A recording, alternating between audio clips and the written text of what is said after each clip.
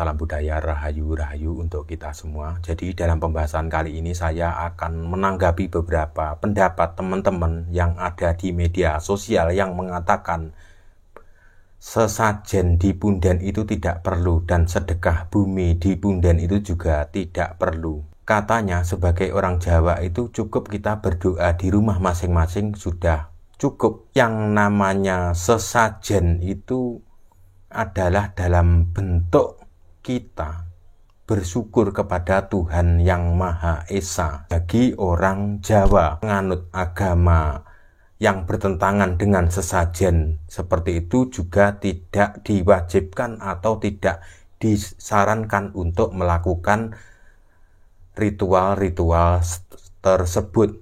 Namanya berdoa kepada leluhur atau kirim doa kepada leluhur itu juga bisa dari rumah, itu memang betul. Tapi yang namanya tradisi kearifan lokal budaya yang ada di Jawa itu ya sepantasnya harus dilakukan. Jadi tidak hanya kita cukup berdoa dari rumah. Jadi namanya kearifan lokal itu sebuah kegiatan tradisi budaya yang ada di wilayah tersebut yang dilakukan sejak zaman dahulu sampai zaman sekarang. Ketika orang Jawa tersebut atau sekumpulan atau satu kampung tersebut melakukan acara-acara di punden desa tersebut, itu juga tidak salah. Namanya mengucapkan rasa puja dan puji syukur kepada Tuhan Yang Maha Esa itu tidak hanya dari rumah. Jadi kita ngumpul satu kampung tersebut membawa makanan, jajanan dan lain-lainnya. Di situ kita juga berdoa bersama, mengucapkan terima kasih kepada Tuhan Yang Maha Esa, terima kasih kepada alam tersebut dan kirim doa kepada leluhur dan mengucapkan rasa syukur kepada leluhur atau orang yang babat desa di wilayah tersebut. Biasanya punden yang ada di Pulau Jawa itu bervariasi, setiap kampung itu berbeda-beda. Dan ada juga di salah satu kampung tersebut, di situ ada namanya punden dan dipercayai oleh masyarakat itu sebagai tanda atau tenger bahasa Jawanya, bahwa di situ ada seseorang yang membabat desa tersebut atau membuka, atau orang yang pertama kali hidup dan tinggal di situ. Jadi ketika orang zaman sekarang kirim doa di wilayah tersebut itu mengucapkan terima kasih kepada leluhur yang babat desa tersebut. Itu juga ada filosofinya, juga mengajarkan kepada generasi-generasi berikutnya supaya ketika kita diberi sesuatu oleh orang lain ataupun oleh para leluhur zaman dulu yang ditinggalkan, itu harus mengucapkan banyak terima kasih.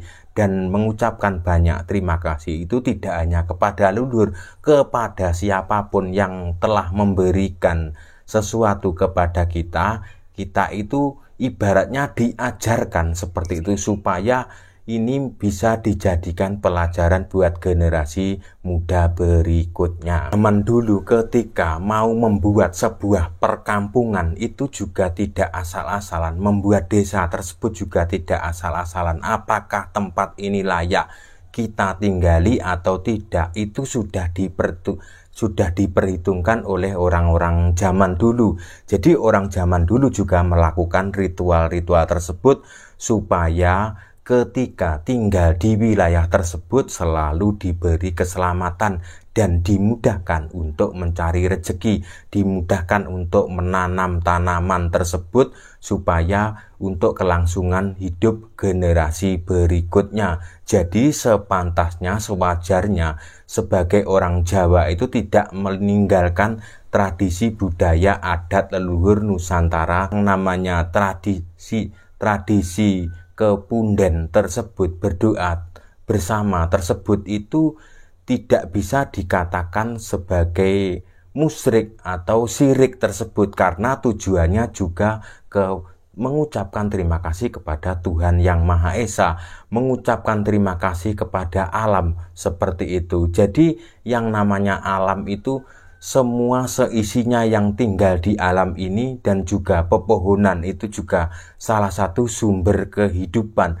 Bukan berarti orang-orang yang melakukan ritual di Pundan tersebut itu menyembah pohon seperti itu. Itu banyak sekali yang dikatakan oleh para tokoh beragama tertentu yang mengatakan bahwa orang Jawa itu sejak dulu menyembah pohon. Kalau mereka tidak datang sampai sekarang, itu para orang-orang yang tinggal di Jawa itu menyembah pohon. Jadi saya bantah di sini. Ketika berdoa di bawah pohon tersebut yang rindang dan di situ tempat sumber kehidupan, bukan berarti orang-orang yang ada di Jawa tersebut itu menyembah pohon. Jadi orang-orang Jawa juga menyembah kepada Tuhan Yang Maha Esa. Jadi di situ, lewat di situ mengucapkan terima kasih karena di situ dipercayai oleh warga setempat bahwa di situ dimulai tempat awal mulanya untuk babat desa tersebut.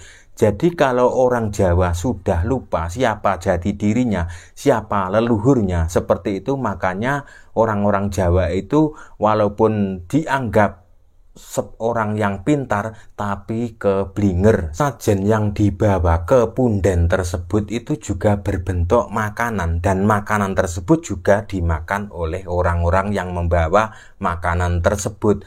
Dan juga ada sesajen, mungkin karena di situ ada bunga, ada kemenyan atau dupa tersebut, makanya menganggap itu perbuatan musyrik ketika membakar dupa atau kemenyan. Mungkin sudah dianggap kasih makan setan tersebut.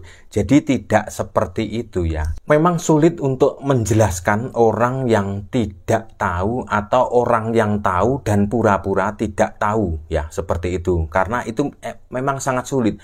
Memberi penjelasan kepada orang yang benar-benar tidak tahu itu juga sulit. Memberi penjelasan orang yang sebenarnya tahu dan dulunya juga melakukan seperti itu dan meyakini apa yang dilakukan seperti itu karena sudah punya keyakinan lain, mereka akan membantahnya seperti itu. Itu sangat sulit. Jadi percuma. Jadi masalah ini tidak usah diperdebatkan seperti itu. Jadi ketika orang Jawa melakukan seperti kegiatan-kegiatan tersebut, ya tidak usah diusik, tidak usah diganggu, karena itu juga tidak mengganggu kegiatan umat beragama lain. Semua sesajen itu juga asalnya dari alam, seperti bunga, kemenyan, dan dupa itu juga berasal dari alam. Di Jawa itu ketika ada orang yang melakukan hajatan pernikahan, biasanya sejak zaman dulu sampai zaman sekarang, jadi akan menyuruh salah satu orang yang dituakan di desa tersebut untuk kirim doa kepada leluhur desa tersebut atau orang yang babat desa di zaman dahulu. Dari tempat hajatan pernikahan tersebut akan membawa sesajen dan juga ada makanan tersebut. Itu juga dalam bentuk mengucapkan syukur kepada Tuhan Yang Maha Esa dan juga kirim doa kepada leluhur orang yang babat desa tersebut. Dan orang zaman sekarang itu tinggal menikmati apa yang ada. Jadi sepantasnya juga mengucapkan terima kasih kepada orang yang telah tiada, yang telah memberikan tempat kepada kita, tempat yang layak kita tinggali, tempat yang aman, dan juga tempat yang jauh dari bencana tersebut. Zaman sekarang itu bisa dianggap pinter tapi keblinger seperti itu. Takut dengan makanan yang haram, tapi tidak takut dengan uang yang haram seperti itu. Itu yang terjadi di kalangan masyarakat semuanya, tidak bisa terbantahkan. Seperti itu memang kenyataannya ya. Jadi cukup sekian. Jika konten saya ini menyinggung perasaan panjenengan, saya minta maaf yang sebesar-besarnya. Saya tidak bermaksud menjelekkan agama A dan B. Saya menceritakan apa yang ada, tradisi, adat, budaya Nusantara yang tergerus dengan kemajuan zaman, yang mulai sedikit itu banyak ditinggalkan. Terima kasih. Salam budaya Nusantara.